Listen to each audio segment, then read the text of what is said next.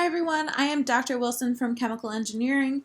The project that I want to talk to you about is monitoring and data extraction from a packed column system. So just to kind of give you a summary of what a packed column is, a packed column is typically used as what we call a scrubber, and the purpose is to be able to take a contaminated gas stream and remove that contaminant molecule so that the inert gases can be released out to the environment. So the way that it works is you have a column that's filled with this packing. So the packing is any sort of ceramic, plastic, stainless steel material. It's put into the column to allow for surface area between a gas and a liquid stream. So you have the packing inside your column, and then you have a contaminated air inlet that will enter through the bottom of the column and flow out to the top of the column, and it will exit as a clean air outlet, and typically that's released out to the environment. To allow for removal of that contaminant molecule, you have clean water that enters through the system.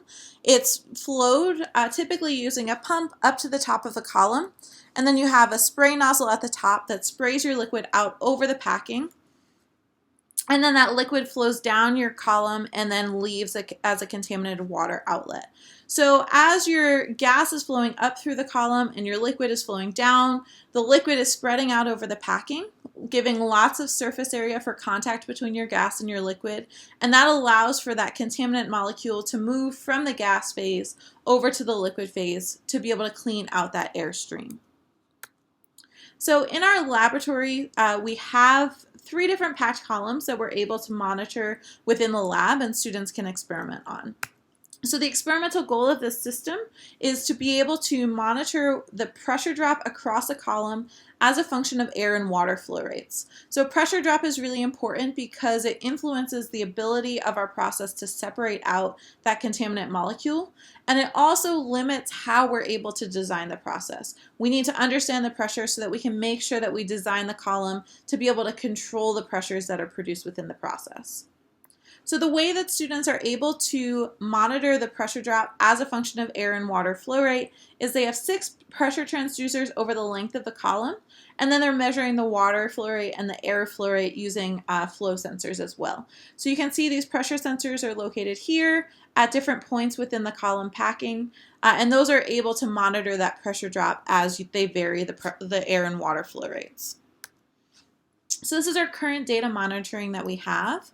So our current data monitoring allows us to see real-time display of the pressures and flow rates within the process. So you can see those are displayed here as our pressures, our water flow rate, and our air flow rate.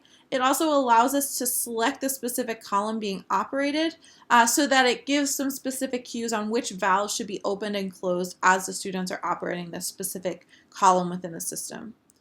Limitations, there's lots of them. So our biggest problem is that we don't currently have someone that's an expert in this software. So as a result, our software is no longer customizable, and we haven't been able to make software changes to this software.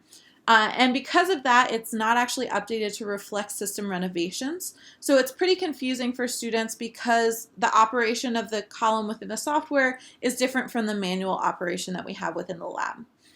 It also lacks the ability to calibrate our different flow meters and pressure probes within the system. So as a result, we have non-zero values despite having no flow going through the system, and this is something that students then end up having to manually correct for as they're analyzing their data. And then it's also giving really large data output files that require a lot of significant post-processing analysis for our students to be able to get to their final data. So the project that we're proposing here is going to be software development using LabVIEW. The software will have to communicate with 3 different devices using Modbus protocol. We need a user-friendly interface that allows students to clearly see the parameters that are being controlled within the experiment. We need to be able to convert our pressure and flow rate measurements from the raw voltage measurements to calibrated engineering units. There needs to be a real-time display of raw and average flow rate and pressure data, as well as a graphical display of that same data. And then finally, the data needs to be able to be exported so that students can use that in their analysis of the experiment.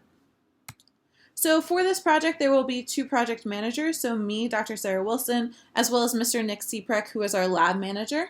And if you have any questions, feel free to reach out to me at my email address seen here.